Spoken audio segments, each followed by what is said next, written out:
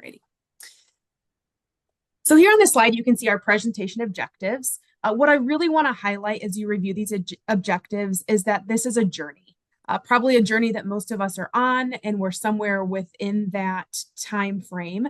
But our goal today is to walk you through the journey that we have taken at Baker College and aligning our curriculum with the 2021 AACN Essentials and our shift to competency-based assessments, and hopefully provide you with the ideas, maybe tools or processes, or even a strategic plan for curriculum revision that is both efficient, but also effective and meaningful.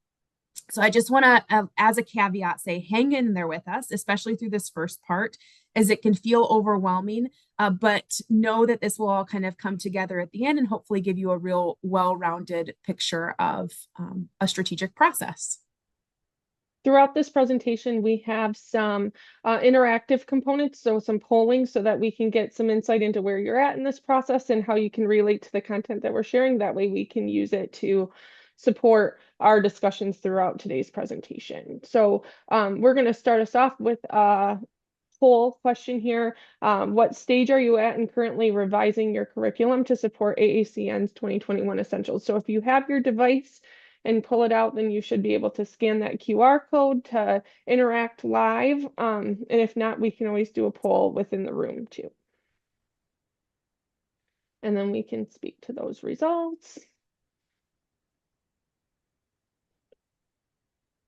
So to start off, I want to provide some context for the changes that we've made at Baker College. As we all know, the expectations of nurses in a constantly evolving healthcare environment is also changing, and the expectations of what we're able to do has increased.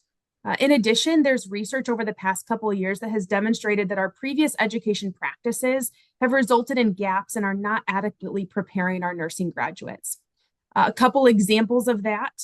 In a study by McGarrity et al. In 2023, 50% of the nurses surveyed reported that they felt unprepared during the COVID-19 pandemic. In another study in 2022 by Lewis, of the new grads surveyed, only 23% of them demonstrated entry-level competencies after passing their NCLEX exam. And then finally, in 2023, another study showed that only 9% of the grads that were evaluated demonstrated novice-level competency. So there's an increased focus on clinical judgment and competency. We're seeing other additional challenges in that we have a sicker patient population. There's a higher demand on what entry-level nurses are able to do and perform, and that growing shift towards community-based care, where we're providing more care in the community, and therefore in that acute setting, we have sicker patients. In addition, alongside of kind of that healthcare environment change, we have the publication of the 2021 Essentials and the revision of accreditation standards, specifically the 2024 CCNE standards that further defined the competencies of a baccalaureate education and the need to demonstrate competency-based assessments. So we decided at Baker that we needed to evaluate our curriculum. We did some initial mapping to the 2021 Essentials to determine what steps we needed to take to ensure that we are preparing competent nurses. Another kind of caveat or context that I want to provide is that at Baker College, we have 5 campuses across the state of Michigan, from both the east to the west side of the state, as well as in our northern region. And so all of us are accredited under one accreditation. The state looks at us separately, but our curriculum needs to be aligned and consistent. So while amazing and it provides a lot of ability to collaborate, this also creates a really complex situation that needed to be approached mindfully when looking at a curriculum overhaul.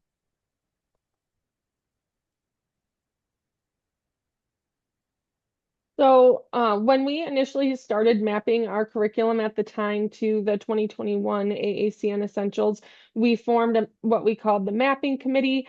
And within that committee, we had representation from each of our 5 campuses, and we worked to map our curriculum at the time to the Essentials.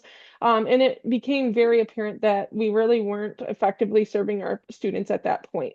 Prior to this time, we had transitioned from an associate's degree program to a bachelor's degree program, from a 10-week quarter-based system to a 16-week semester-based system. And all of these transitions were done under tight timelines. And so it really felt like we were fitting a square peg into a round hole. And the end result was like, it wasn't cohesive, and it wasn't really providing an ideal learning experience for our students. So within that mapping committee, we started to consider the need to revise our curriculum. At the same time, we experienced a transition in our leadership, and Maria became the dean. And so it gave us an opportunity to pause and kind of look at our direction we were going as a college and reevaluate what our goals were. And so after conducting research within that committee and looking at what our overall goals were, we decided to recommend a transition to a concept-based curriculum using competency-based assessments in order to better align with the 2021 essentials. With considering the transition to the concept-based curriculum, we really wanted to provide a solid rationale to bring back to faculty to support this transition. So in our research, we identified a few key components that really supported that transition. First, concept-based approach helps to reduce unnecessary repetition of content across courses, and it helps to ensure that essential concepts aren't overlooked and that they're continuously addressed throughout the curriculum. It helped us to be, this approach would help us to be more strategic in how we laid out our curriculum.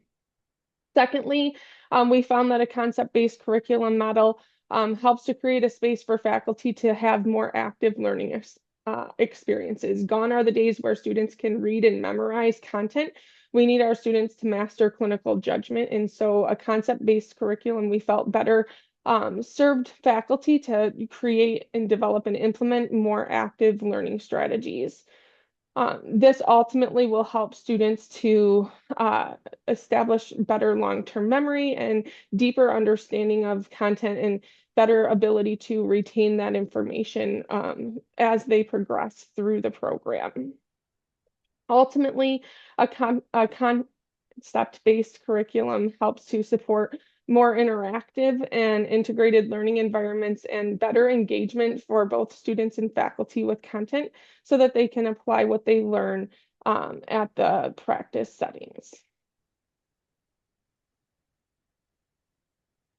So as we continue to move forward in this journey and kind of taking you along that path with us, it's important to emphasize the need for a thoughtful, structured, strategic plan. We knew this was going to be essential to ensure that we could meet our timelines for obtaining both institutional approval, Board of Nursing approval, and then ultimately a substantive change to our accrediting body, as well as that implementation of the revised program. So doing all of that work while also continuing to teach our current students meant that we had to be really mindful about it. So a well-organized plan allowed us to stay on track. In the next slide, you're going to be able to see a picture, a snapshot of our strategic plan. So this plan outlines each step of the process and the expected time frame for completion that allowed us to keep our committee on tasks. So we worked backwards to establish these timelines from our planned implementation date. And we factored in internal curriculum and catalog deadlines, as well as the necessary state and accreditation approvals. So even just glancing at this, this is a snapshot of a very long strategic plan. So as you can imagine, the scale of this work was overwhelming. We started asking ourselves, how do you revise and rewrite an entire curriculum that's thoughtful and high quality while still meeting those deadlines? This is where AI really became an invaluable tool in helping us work more efficiently, helping streamline the process and really make this monumental task more manageable. So I want to take a moment to talk about AI high level for a minute. AI, some of you probably have varying levels of familiarity, comfort, and even what platform you use. But AI is a powerful tool that can be used for curriculum revision processes, and I want to talk a little bit about why that is. First of all, it's able to excel at rapidly analyzing large data sets, and during that, identifying patterns, performing complex tasks, identifying trends, even ensuring that there's consistent language used. It also personalizes the experience. So we're able to initially input our mission, values, and goals, our end of program learning outcomes. So you can really help AI understand who you are and what you want to do and what your goals are. And then the information that it gives back to you aligns very well with those. Another advantage of AI is its ability to support continuous improvement within itself. So as it receives new data, it learns and adapts to stay current. And so, for example, it can pull information directly from sources like the AACN Essentials or the NCLEX Blueprint or even websites. And so we were able to put that information in initially. And then as we put curriculum information in, it showed the alignment and with both that information as well as current standards. AI's predictive power is also key. So as we put more information in, and we'll show some examples of this, it really supported our forward-thinking strategies in the way that it was able to even say, hey, why don't you consider X, Y, or Z? Or, hey, I created this. Do you want me to also do this? And so it almost triggered some of those creative thought processes and provided more expansive information, even than what we were initially asking it to.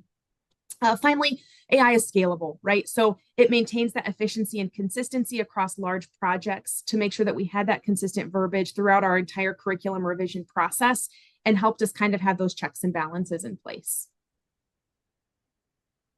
We're going to pause for another polling question here. So go ahead and get your devices back out. And we're going to ask, how confident are you in using AI tools like ChatGPT to enhance curriculum design, like to create learning outcomes, rubrics, or assessments? So you can gauge yourself from not confident at all to extremely confident. And we can take a look at how everyone feels in relation to using AI-based products.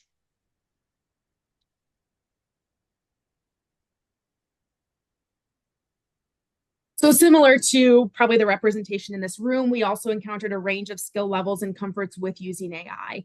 This definitely was a significant area of growth for our team because it was the first time that we probably collectively and collaboratively engaged in the use of an AI product. Several of us were using it independently, but to come together as a group was interesting. So it's definitely a learning curve, but we found ways to leverage it to really use it to its full potential. And I also want to just put a reminder in here that as we went every stage of this process, we went back to our strategic plan. In that strategic plan, using that backwards design, we decided to initially as a committee take a moment at the beginning to look at our mission, philosophy, and vision. And we recognized that it needed to be revised and looked at again because our institution in the last couple of years had revised its philosophy statement more to core values. And so we wanted to align nursing with that. This was really a foundational step for us to ensure our purpose, our direction, our values were clearly defined, and it really helped lay that foundation for our decision-making and framework selection. So once our mission, vision, and values were clearly established, we moved forward to revising our program learning outcomes. As a note, the program learning outcomes had previously been revised and expanded to directly reflect the 10 AACOC domains. That was kind of the first project of that initial committee that was done prior to me stepping in as the dean. And so we really had that additional foundation set well for us.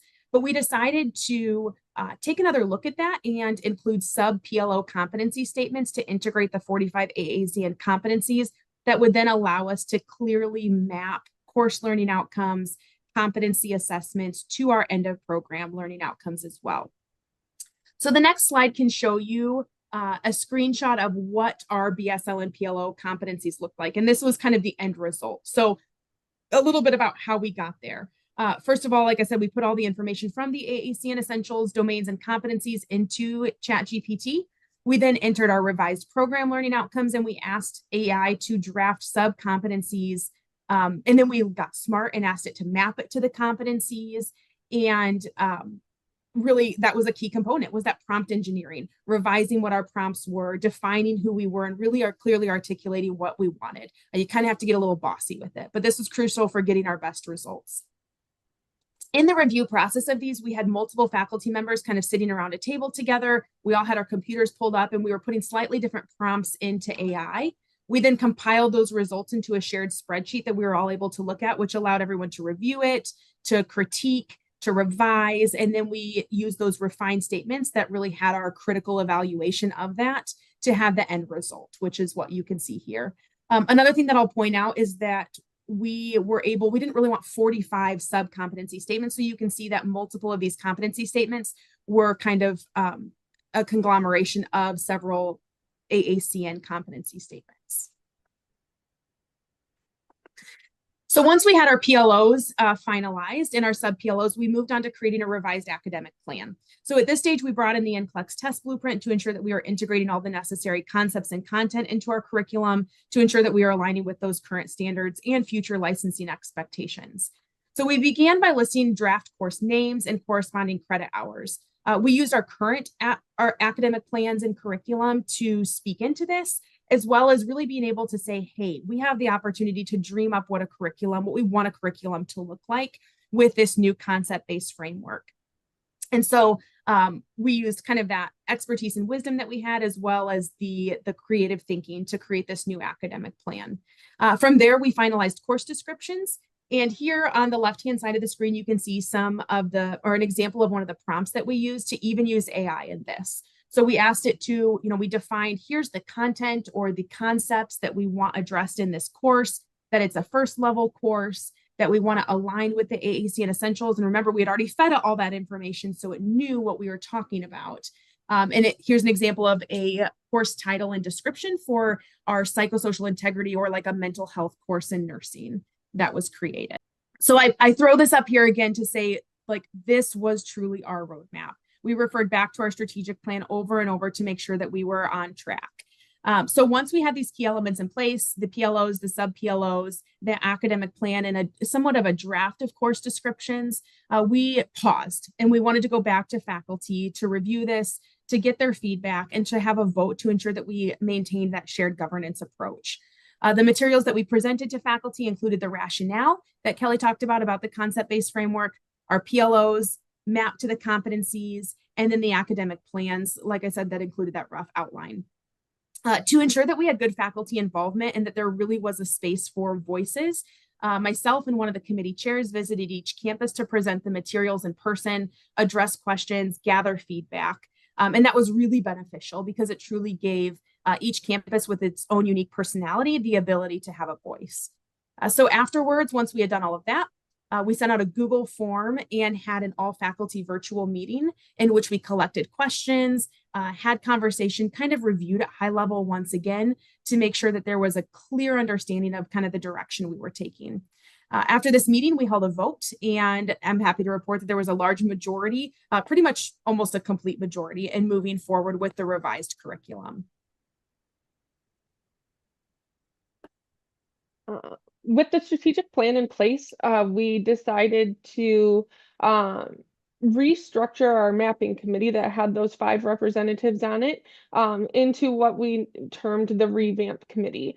This group was expanded to include 15 different faculty members and administrators from all 5 of our campuses. This way we had more variety and expertise represented, as well as a broader representation from each campus that was involved in this transition to a concept-based curriculum using competency-based assessments. So the committee itself, the revamp committee, split into 2 different focused groups, one that focused on the concept-based elements of the curriculum redesign, and the other that focused on the competency-based components of the curriculum redesign. So over the next few slides, I'm going to talk through kind of what the work looked like, what the goals looked like for those different groups. To support this work, we ended up holding 2 2-day in-person retreats where these 15 individuals came together in person to work through the different objectives. So I do want to stress to keep that in mind, that the work that I'm going to talk about, we did complete in those 2-day retreats, so 4 days total. The first group, the concept focused group, looked at identifying the key concepts that we wanted to include in our curriculum, determining where in the curriculum those concepts would be best addressed, developing concept analyses that helped to provide information about each of those concepts, as well as identifying exemplars that could be used to bring those concepts to life in the classroom. And then the other group focused on the competency-based components of the curriculum redesign, looking at developing course level competency statements that align with our newly defined program learning outcomes and sub-outcomes, as well as mapping those competencies to the 2021 essentials and the NCLEX test blueprint. After completing the retreats, the committee was able to present their work to the broader faculty group, and we're going to talk about that a little bit more. But first, I'm going to dive into what happened within those groups on those 4 days that we were at the retreat. So first of all, we're going to look at the concept-based group. As you can see on this slide, on the right-hand side, there's a picture of an acid-base balance concept analysis. And this developing this was a key component of this group's work. First, within the concept-based group, they began by pulling information from several different resources, including the NCLEX test blueprint, information from our Baker College's assessment product that we use within our programs, AACN's core concepts, and publications from Gene Giddens. So we had a comprehensive understanding of information that was out there to pull what concepts we wanted to include in our curriculum. From there, we took all of that information from various sources and used it to create unique definitions and defining characteristics for each concept. The goal was to develop a well-rounded, accurate understanding of what the concept would represent within our curriculum.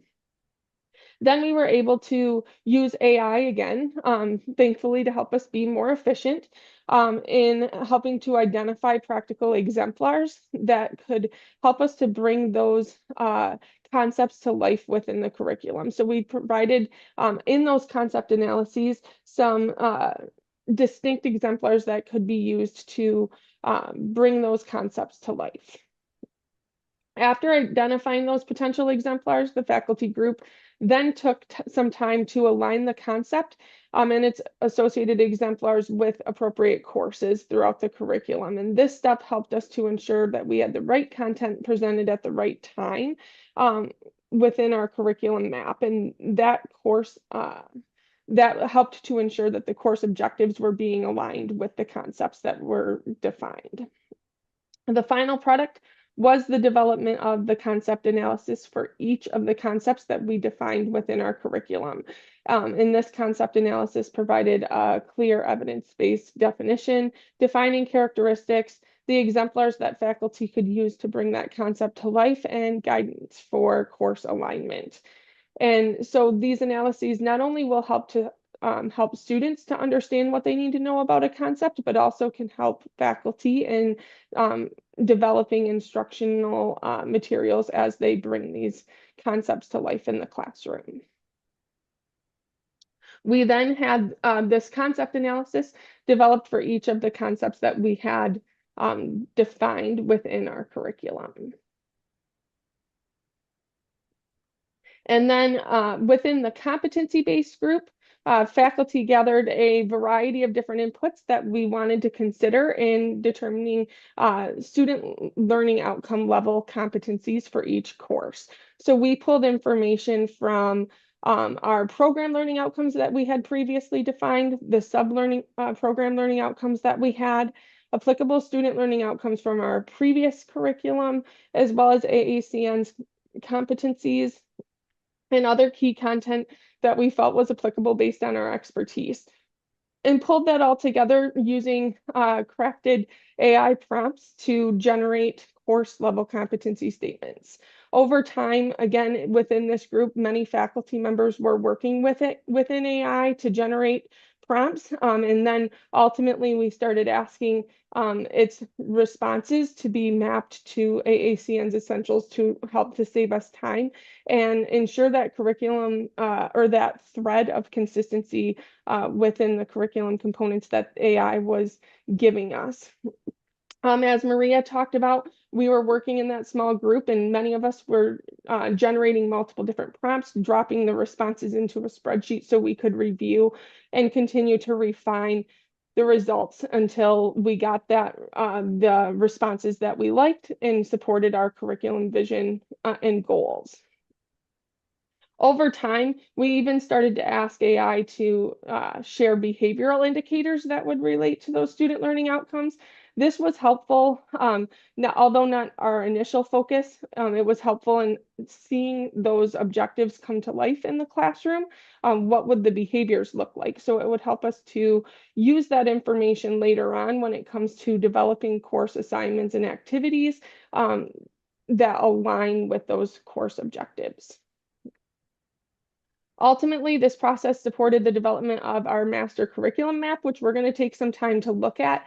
But first, I want to take some time to look at some of the different prompts that we used to support this work. So these are the types of prompts pictured on the next couple slides that the competency-based group used. In this example, we put in specific information from an AACN essential domain and asked it to generate relevant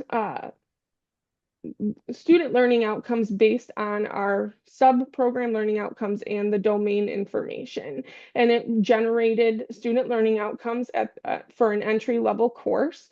And then we took that and asked it to simplify the action behind those student learning outcomes. So over on the right-hand side, you can see we further refined our prompt to ask it to have a singular action, so it was more readily measurable for our students. That way we could clearly and objectively see what the student needed to do in order to meet that student learning outcome. Then down below, we asked it to map to the domain sub-competencies. So we had that information readily available so we could thread it back to the essentials. Another type of prompt that we used is pictured here.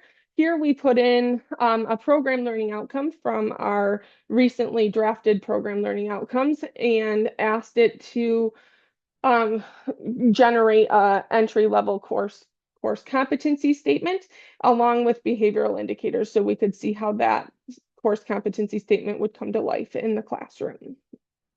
So you can see the course competency statement along with behavioral indicators, and then it automatically at this point was starting to map to the essentials for us. So it was making that work even more efficient. We were able to see those connections starting to occur just from the use of AI and the fact that faculty were putting in so many prompts like this. And so again, hundreds of prompts were put in and they could continue to be tailored based on faculty expertise, course descriptions. The more information that we put in, we were able to continue to refine and revise until we got a product that we were happy with. The end result was the development of this map of our curriculum. So in this map, we have a tab for each of our courses within the new curriculum. And each tab had the course description that we defined, along with the selected course competency statements that we felt were reflective of the essentials that we needed, the standards that we needed, and the expertise that we wanted incorporated in the course. And so the course competencies listed there, along with the mapping to AACN's essentials, as well as the program learning outcomes and sub-competency statements that we had previously drafted. We also added in any relevant concepts that we felt might fit, and this list continues to be refined today as we continue to revise our curriculum. With this in mind, one thing I just want to continue to reiterate is, although AI was helping us to generate quality responses, we were consistently, as a faculty group, reviewing, refining, and ensuring it was accurate. We didn't rely entirely on the mapping and all of that. We used it as a tool to help make us more efficient, but there was always that double check verification of accuracy of information. On this next slide is a screenshot, a snapshot of part of the mapping of our curriculum to the AACN's essentials. And this was really helpful because it helped us to see which courses, which are noted across the top here, addressed the competency statements from AACN's essentials. And so we were able to see areas where there might be curriculum bloat, where we're kind of oversaturating a certain competency, or areas where there's gaps in our curriculum where competency is kind of underrepresented. So we could address that during this process as well. This next picture takes it to the next level in determining the leveling of the competencies within the curriculum. So same, we have the courses going across the top here and the sub-competencies down the left-hand side. And we noted whether that competency was being introduced, reinforced, or demonstrated within a particular course. And this helped us to see that progression of learning activities as the student progresses through the curriculum. And this is helpful for faculty to be able to ensure that they're creating assessments that are at the appropriate level when it comes to the course design. structure.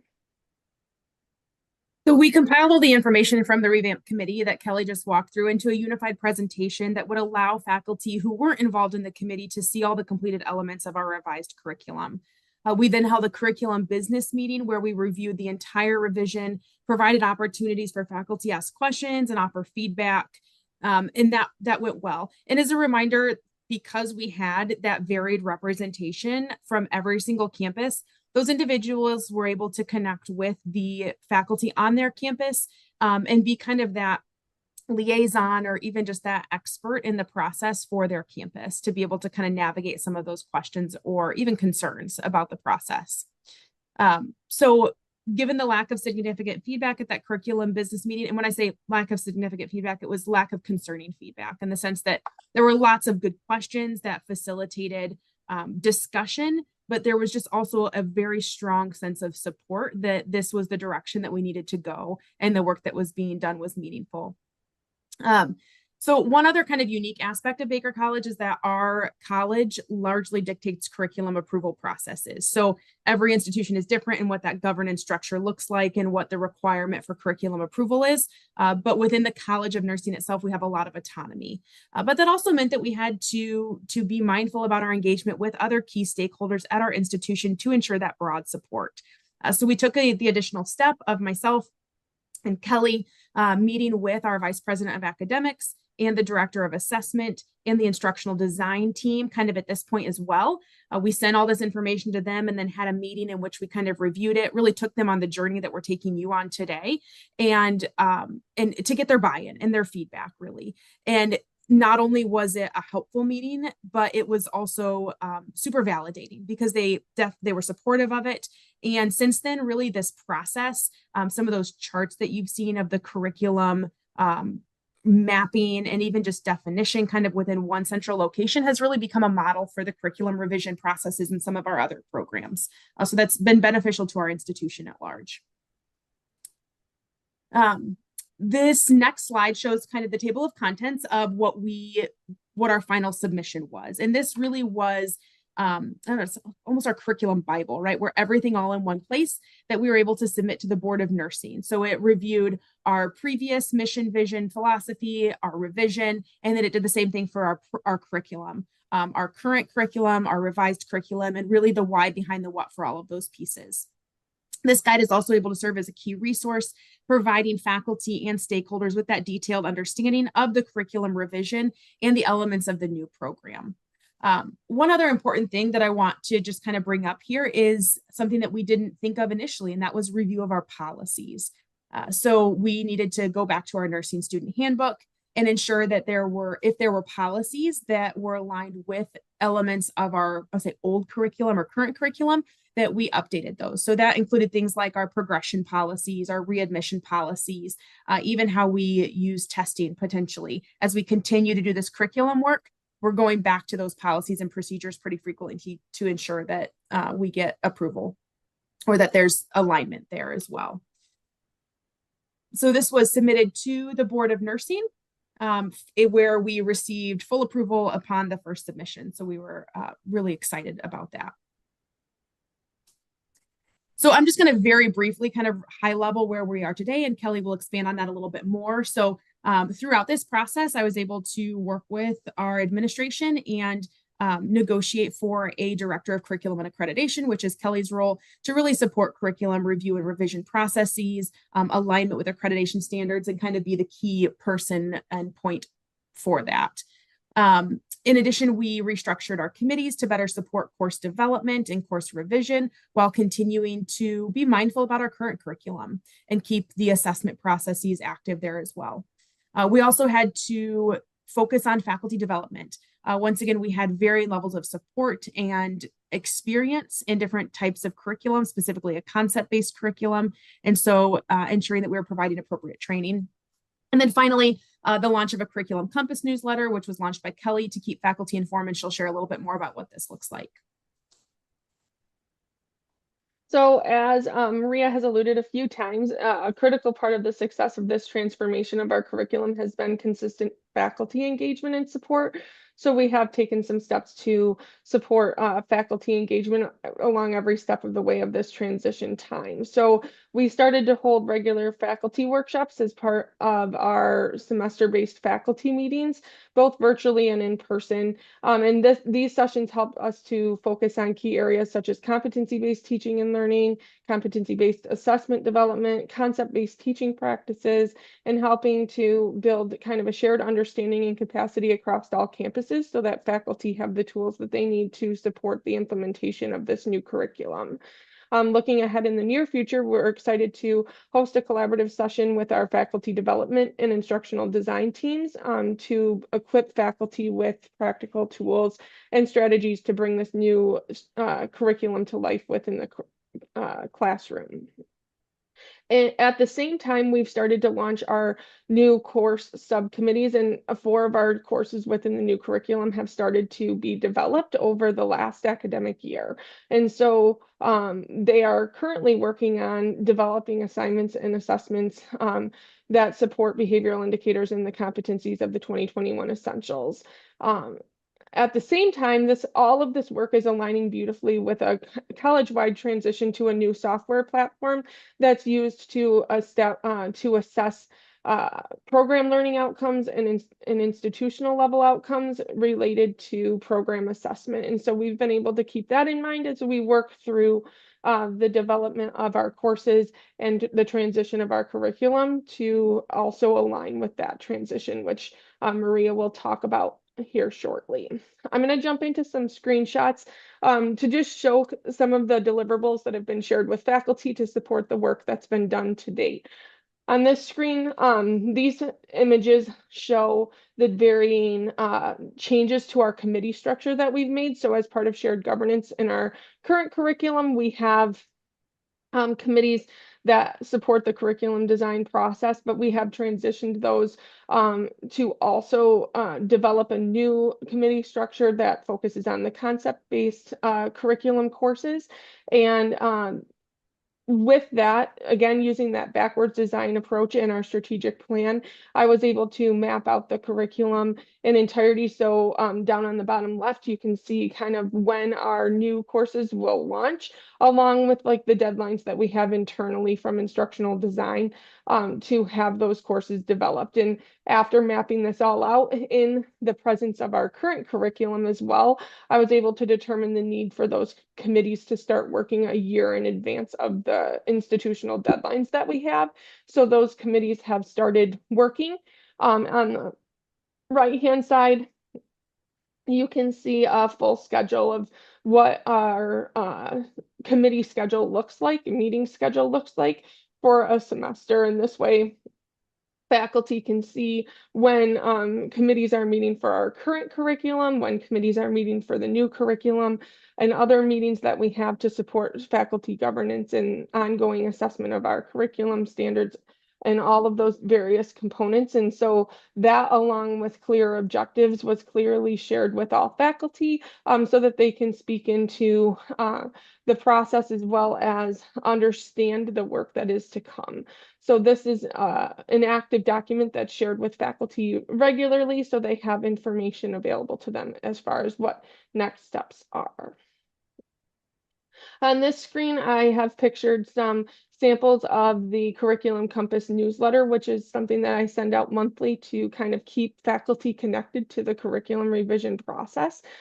Within the version on the left-hand side is kind of that monthly version that I send out that has 4 different content areas of focus. The competency corner that focuses on competency-based content, the concept corner that focuses on concept-based content, and then there's a collaboration corner where faculty can engage through a survey to share ideas and different things that they want to have presented in the newsletter.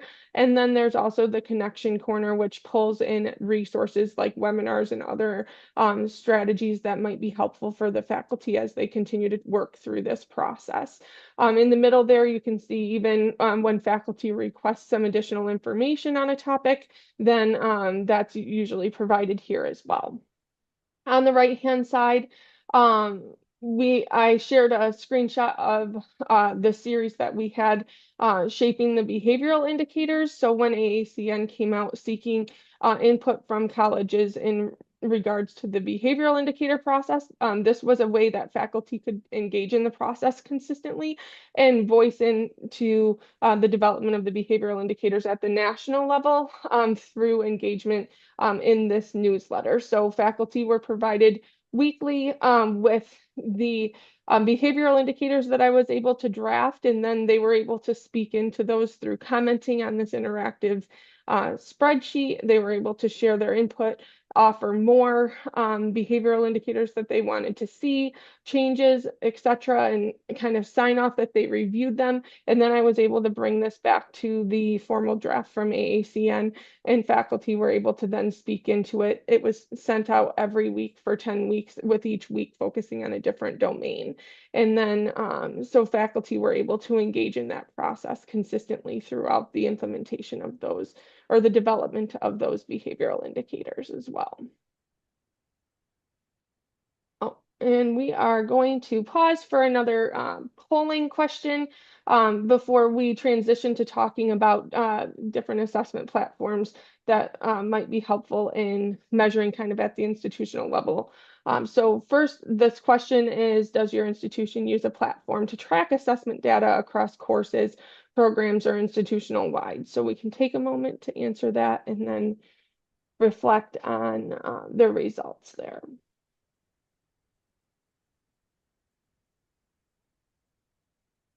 I just want to provide a couple screenshots over the next slides, just kind of in wrap up of an assessment perspective of how this ability to have a really strategic process in the mapping and the spreadsheets for curriculum alignment then ties into assessment of your program to make then evidence-based quality improvement to the curriculum. So we partnered with an instructional design and the assessment teams to integrate the software platform that our institution is using to allow for effective evaluation.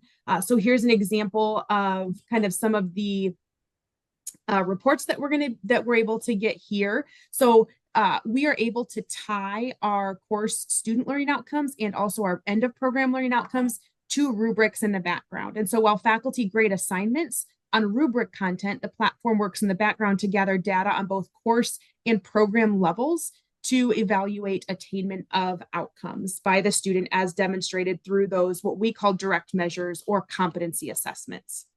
On the next slide, you can see another example of reports that are generated here. And I'm not going to go into a lot of detail of those reports, but basically what we're able to see is a really clear snapshot of, so you can see the program outcomes on the left-hand side, and then in the course, which is above the top, if there's a direct measure alignment, it demonstrates the attainment of meeting expectations or exceeding expectations based on the score that students got on the rubric for that area. On the next slide, this gives you a little bit another picture of kind of some of the other reports that we can see there. So we're able to clearly then tie course learning outcomes to specific assessment pieces to allow us to really dig deep into how our students are learning and to be able to get some analysis of that. Not only can we look as a dean, I want to know kind of overall college data, but we can also separate this out into campus specific information if we have a course maybe where we want to dig into a little bit more, or a campus that we want to dig into based on outcomes. So somewhat in summary, just a reminder of the stakeholder engagement and that this has been a key component. We talked multiple times about faculty and how without the mindful establishment of our committees, ensuring that there was good representation, provision of drafts to faculty, opportunities for feedback and buy-in, the understanding of the why behind the what presentations, the votes. It was really, really important and a really key component of this work, and what I think will continue to drive its success, that when challenges come up, we're able to point back to, hey, like we went through this as a team, this was all reviewed, and to kind of go back to that foundation as we do the hard work of implementation. Another key stakeholder was our clinical partners and advisory boards.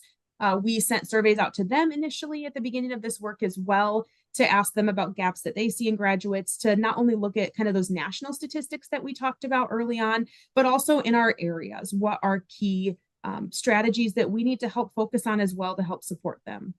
Other key stakeholders was our State Board of Nursing and our accrediting body. So through this entire process, we went back to those elements within our rules, the Board of Nursing rules, and our accreditation standards to ensure that we were meeting all the requirements and aligning with expectations.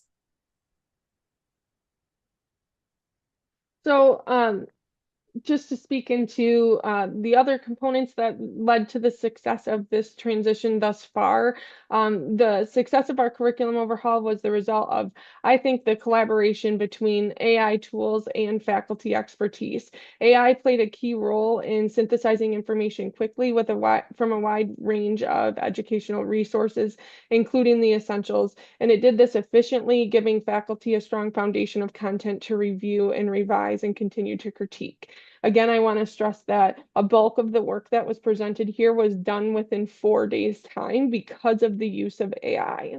As we continued to work with AI, we noticed that there was a significant improvement in the consistency and clarity of the language that was used, and this led to more consistent verbiage as our product continued to evolve. The verbiage was more reflective of educational standards. The consistency helped to ensure that all components of our competency statements, behavioral indicators, and assessments could be clearly linked back to academic standards. In short, AI didn't replace our expertise, but it simply enhanced it. It gave us a head start in a common language, helping us to move this vision to a reality.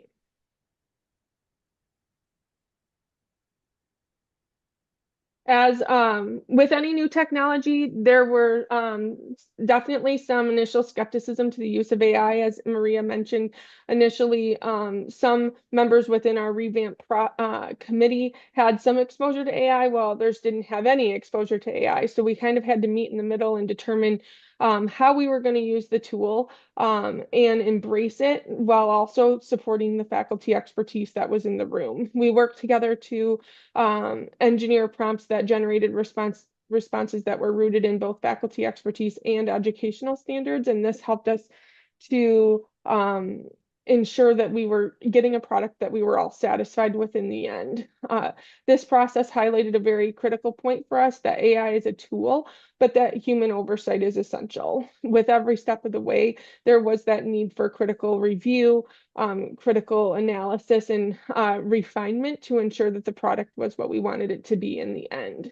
The tools we created through this process, to include that master curriculum map that we looked at and the curriculum guide that we submitted to the state board and used to support our substantive change processes, will help us to support ongoing curriculum evaluation into the future. These tools will help us to clearly trace where competencies are addressed in our curriculum, where gaps arise, and will help us to make intentional evidence-based changes to ensure program quality as we move forward. As we wrap up today, we're going to have one final polling question here. We're hoping that you did gain some actionable insights today, but please take some time to answer this question. Did you gain any actionable insights today to improve your curriculum revision process within your institution? We appreciate your attention. As Kelly said, hopefully this is helpful, and we're happy to answer any questions that you have.